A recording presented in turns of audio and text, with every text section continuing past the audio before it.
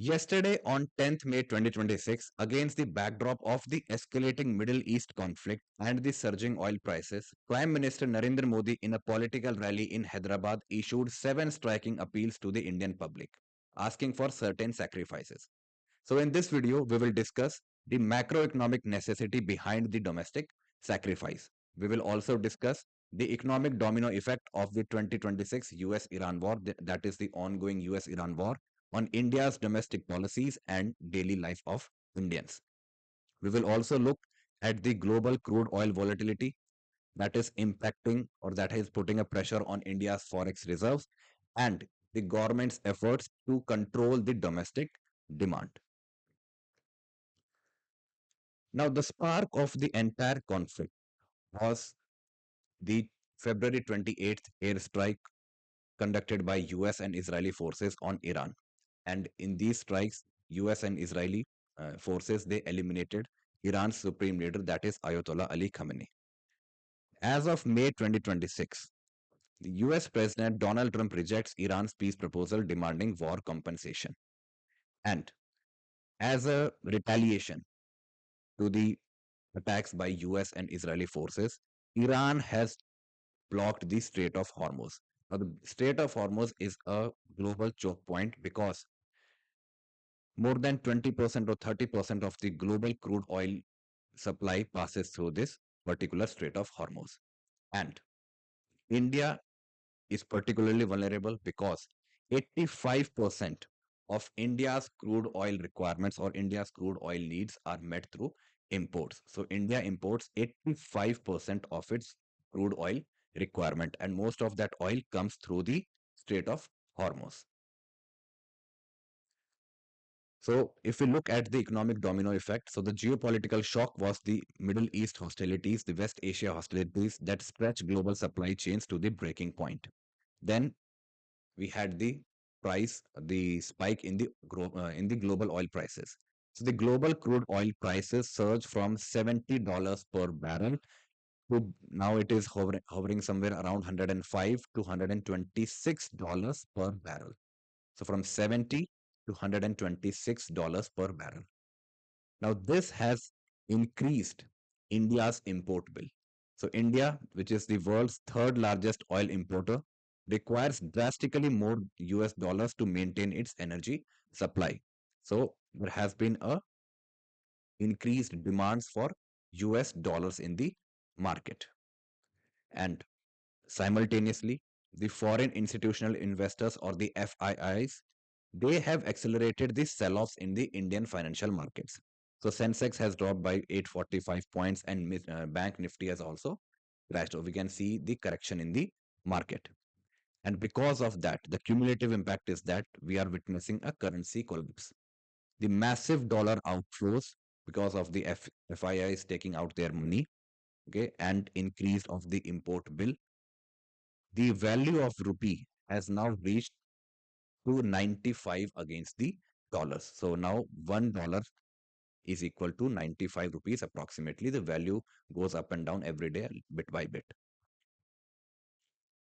Now, so the factors that are weighing down the rupee, and that is a cause of concern for both the governments and the Indian citizens, is that the gold import. So Indians import, or we in India import $72 billion of gold every year.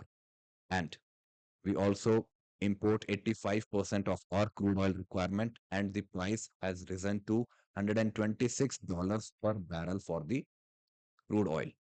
So, according to RBI's monetary policy report, a 10% increase in the crude oil prices pushes the inflation by 50 basis point. So, a 10% increase in crude oil prices will increase the domestic inflation by 50 basis points, and it will also impact the economic growth by 15 basis points. So it will reduce the GDP by 15 basis points and will increase the domestic inflation by 50 basis points per 10% increase in the global crude oil prices. And the global crude oil prices have increased more than 60-70%. So keeping these things in mind, okay, after the elections in major states, they got over. Prime Minister Narendra Modi yesterday, he made a public appeal in a Hyderabad rally. So on 10th May at the Hyderabad rally, Prime Minister made the appeal. So the underlying message was that nation first, duty above the comfort. The strategy was that without announcing immediate fuel price hikes, okay, the government didn't announce the hike in fuel prices or the sweeping bans on the imports of gold. The government has now turned to public persuasion. So the government is trying to persuade the public to reduce the dollar draining imports. Dollar draining imports, that is, we have to check our imports of the crude oil as well as of gold. We need to conserve or we need to save the dollars that we have. So the core quote from Prime Minister was that, or like he was playing the patriotism card. We must remember that patriotism is not just about dying for the country. Living for the country and fulfilling our duties to the country is also patriotism. And by saying these lines, he then asked for seven appeals, or he made seven appeals to the Indians, to the Indian public. Now, these appeals can be categorized in three broad categories, that is, appeals for direct energy conservation. The goal was to reduce the immediate crude oil demand, because in order to purchase or in order to fulfill the crude oil demand, we had to spend the dollars. So the Prime Minister made an appeal that we have to prioritize work from home. We have to revive the work from home regime and also hold virtual meetings whenever and wherever possible. Use petrol and diesel with restraint. A shift to metro and public transport that will conserve the fuel or that will save fuel, and adopt carpooling. So these general good practices to conserve or to save the fuel, petrol and diesel. Then the second set of appeal was for forex preservation. Now the goal here was to stop the unnecessary outflows of the US dollars. So delay in non-essential foreign travels. Okay, Prime Minister made an appeal that people who take frequent foreign vacations or travels, okay, they should avoid doing that, or they should delay that for at least 1 year.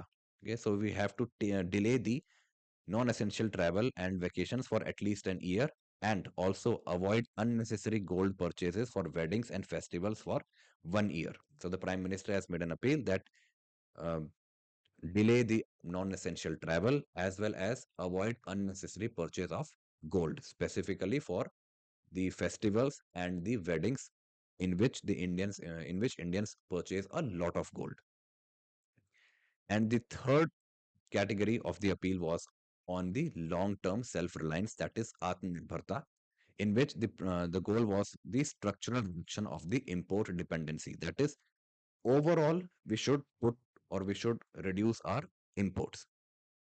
So the Prime Minister made an appeal to shift to electric vehicles and railway cargo, reduce the use of chemical fertilizers, move to natural farming, cut cooking oil use by 10%, and adopt Swadeshi or the indigenous products, because ultimately all these items we have to import.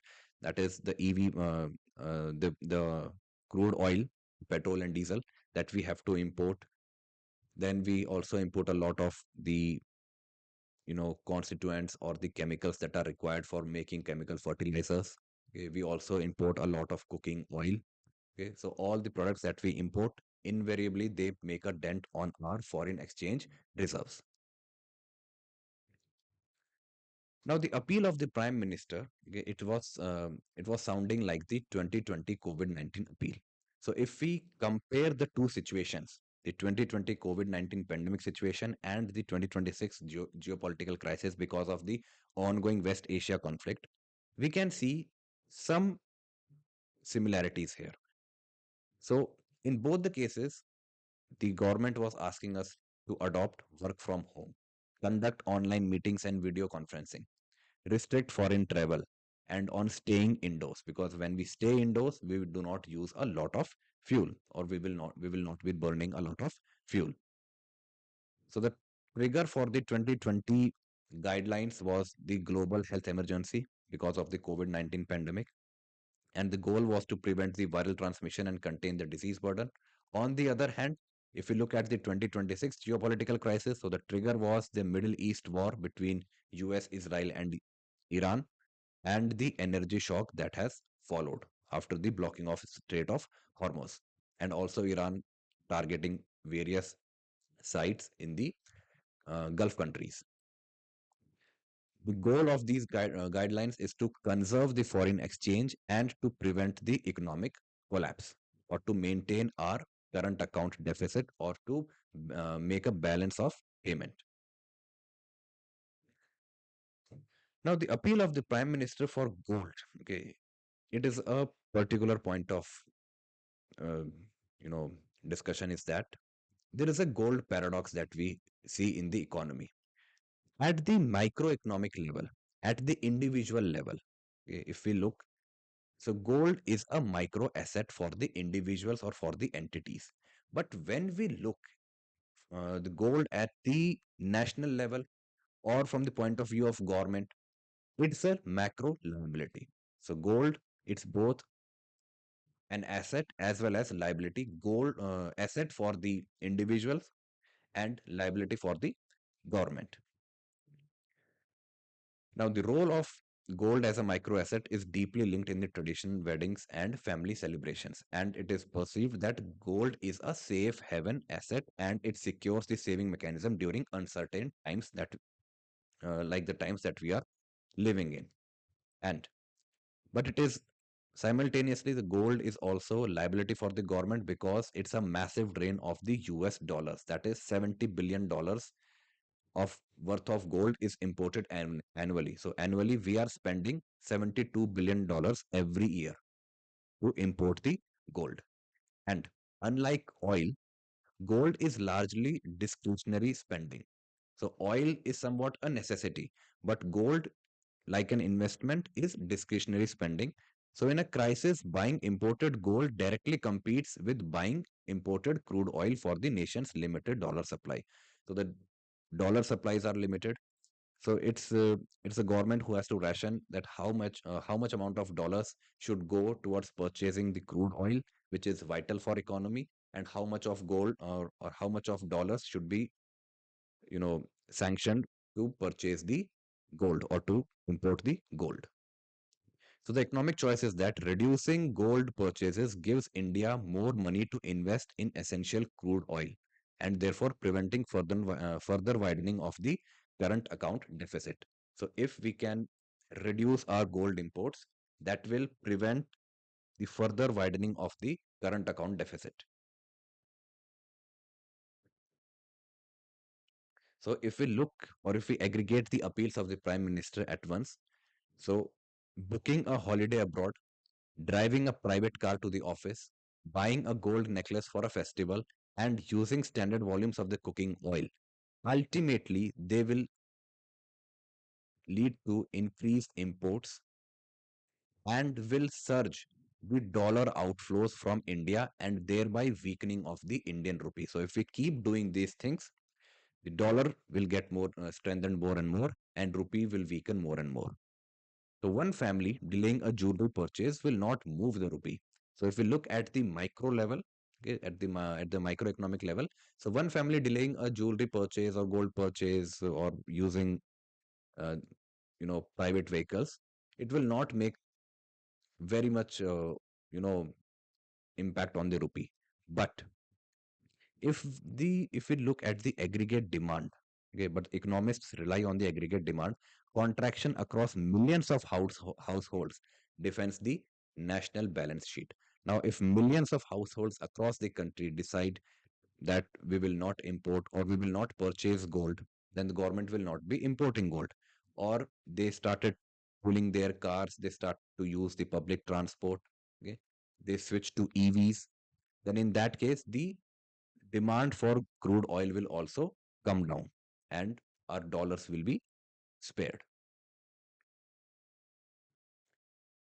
But the policy, the domestic policy, as well as these appeals, okay, they are facing somewhat of a public pushback because the intent of the policy was to do sacrifice for the nation.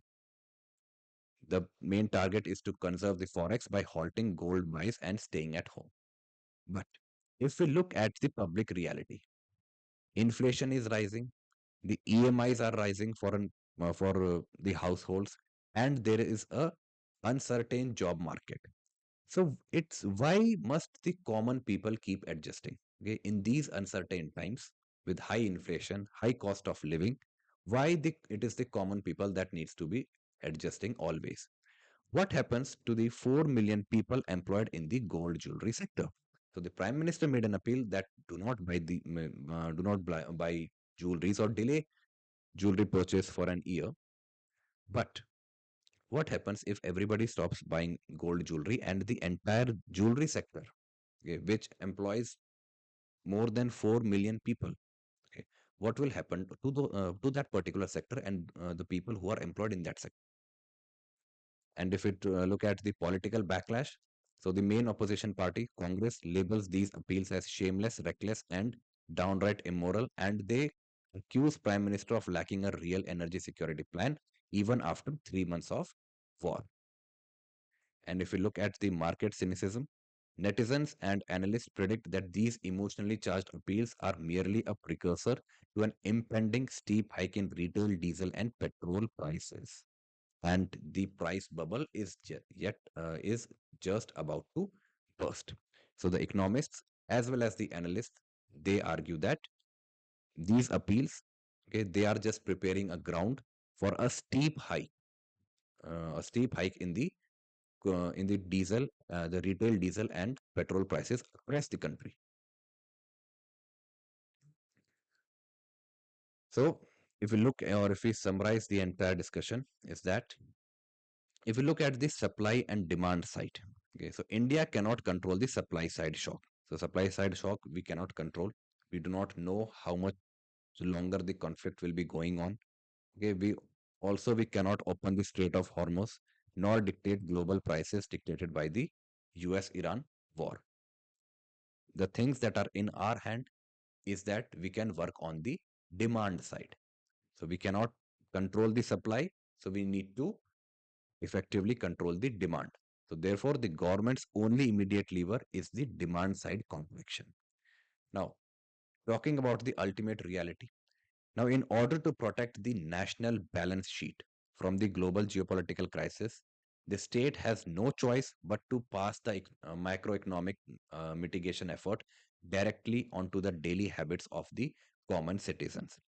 So ultimately, okay, the burden of this geopolitical crisis, the macroeconomic burden of this geopolitical crisis will fall on the common citizens.